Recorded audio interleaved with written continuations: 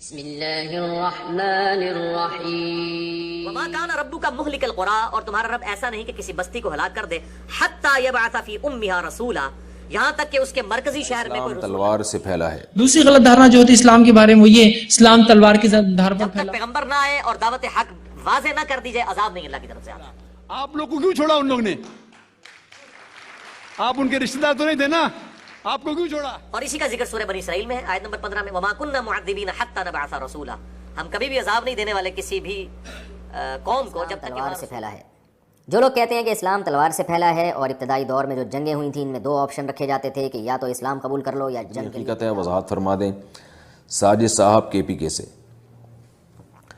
یہ جو لوگ کہتے ہیں نا اسلام تلوار سے پھیلا ہے، ان کو صرف ایک بات پوچھا کریں کہ آج دنیا میں جو اسلام پھیل رہا ہے وہ کیا تلوار سے پھیل رہا ہے؟ مسلمان تو کمزور ہیں، ہر جگہ پٹ رہے ہیں، پھر اسلام اتنی دیر سے کیوں پھیل رہا ہے؟ یہ بڑی اچھی بات کہی آپ۔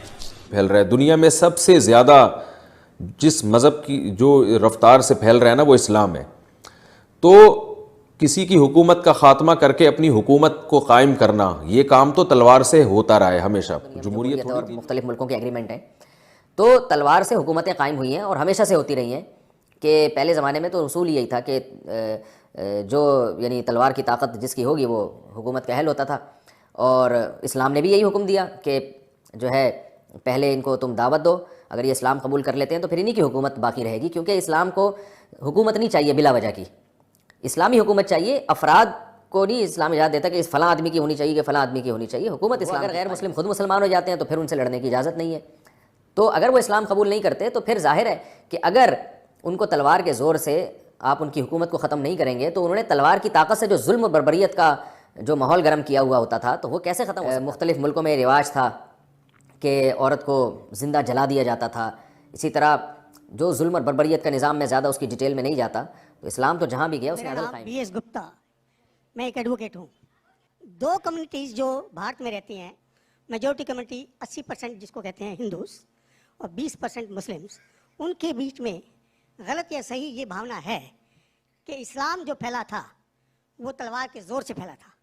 ہسٹوریکل فیکٹ ہے یا یہ مت ہے کہہ نہیں سکتے، لیکن کیا یہ سچ ہے کہ 3000 سے 6000 تک ہندو مندروں کو گرا کے مسجد میں بدلا گیا؟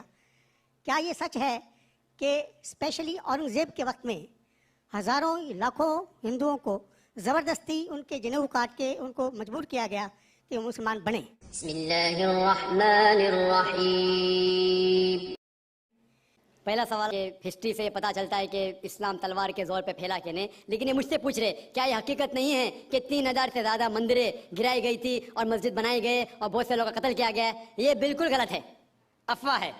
یہ میں کہہ سکتا ہوں کہ کچھ مندریں شاید گرائی گئی ہوئیں گی، اس سے میں نے کہا ایک بھی مندر نہیں گرائی گئی۔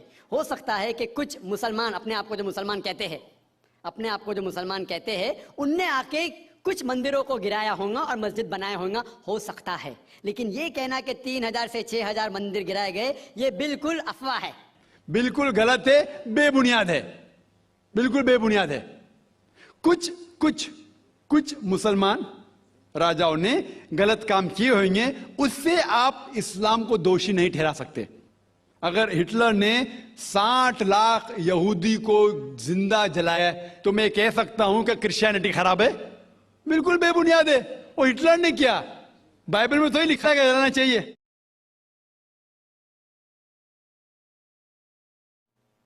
اگر آپ یہ کہتے سچ ہے کہ 3000 سے 6000 مندر کو گرایا گیا تھا تو آپ کیسا زندہ بچے؟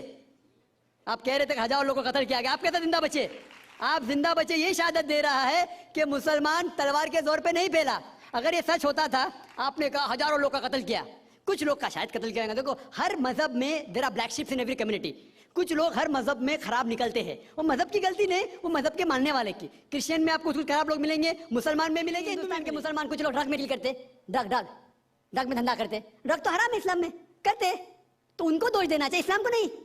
اسی طریقے سے آپ جو کہہ رہے ہزاروں لوگوں کا قتل کیا، یہ بالکل بے بنیاد چیز ہے، کچھ لوگ کا شاید کیا ہوگا، اور یہی ثبوت ہے۔ میں نے میری تقریر میں کہا کہ 80% سے زیادہ غیر مسلم ہندوستان میں ہیں، یہ شہادت دے رہے ہیں کہ اسلام تلوار کے زور پہ نہیں پھیلا۔ آپ لوگ کو کیوں چھوڑا ان لوگ نے؟ آپ ان کے رشتہ دار تو نہیں تھے نا، آپ کو کیوں چھوڑا؟ 800 ملین 80 کروڑ غیر مسلم کو چھوڑا کیوں نے؟ کیوں چھوڑا؟ اگر دم ہی تھا हुकूमत की 1000 साल सब लोग को मुस्लिम बनाते थे। इससे ये जाहिर होता है कि इस्लाम तलवार के बलबूते पे नहीं फैला। कई लोग, कई गैर मुस्लिम इस्लाम से मुतासिर होके उन्होंने इस्लाम कबूल किया। तो ये कहना बिल्कुल गलत है।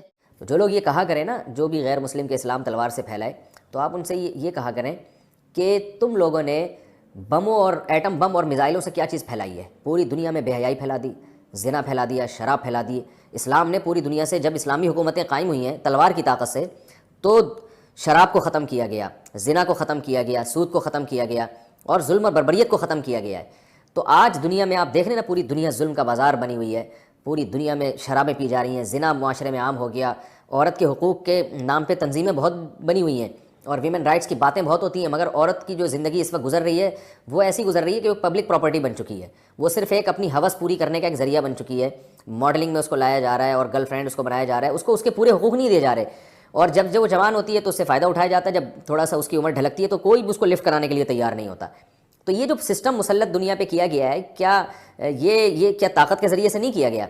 ज़ाहिर है ये पूरी दुनिया पे एक निज़ाम जो मुसल्लत किया गया, ज़ालिमाना सूदी निज़ाम है, तो सब इसके पीछे ताकत है।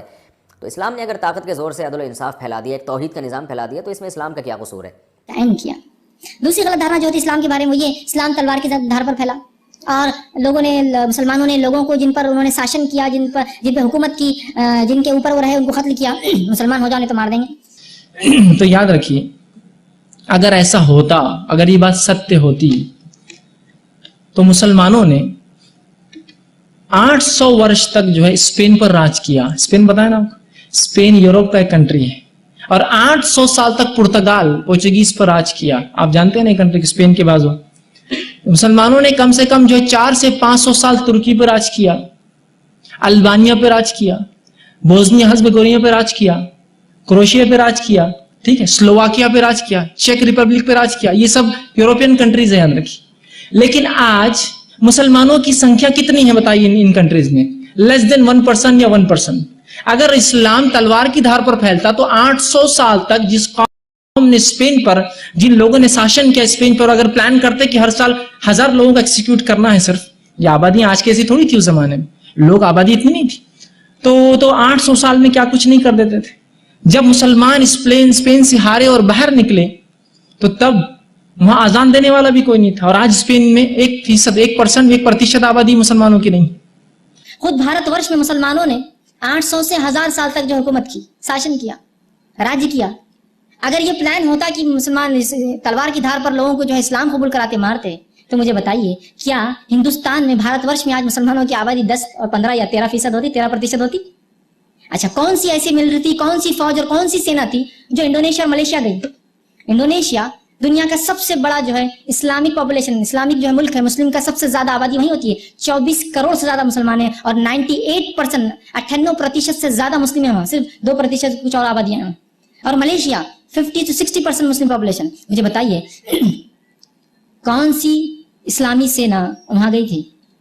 तो अगर इस्लाम आज तलवार की धार पर नहीं फैल रहा है तो कल भी तलवार की धार पर नहीं फैला था। ये अलग बात है कि लोगों ने गलत धारणाएं फैला दी। इसके बारे में एक बहुत अच्छा लेख जो है BN पांडे, जो एक क्रांतिकारी भी थे, ये इंडिया की आजादी में जो इन्होंने गांधी जी के साथ काम किया, पटना के रहने वाले थे। इन्होंने एक बहुत अच्छी किताब लिखी है। जब इन्होंने एक बार एक पुस्तक में ये चीज पढ़ी कि टीपू सुल्तान ने इतने लोगों को, इतने ब्राह्मण्स को जो है कत्ल किया, औरंगजेब ने फलां किया, तो इन्होंने पूरा रिसर्च वर्क किया और एक किताब लिखी, औरंगजेब एंड टीपू सुल्तान, जिसको मराठी में भी पब्लिकेशन हुआ, इतिहास वर हा अन्याय का, इस तरह से इस नाम से कि ये हिस्ट्री पर क्यों अन्याय। उन्होंने एक किताब भी जो पब्लिश की और आज भी आती BN पांडे की, उन्होंने लिखा पूरा, उन्होंने उसके रिसर्च किया कि ऐसा कभी नहीं हुआ कि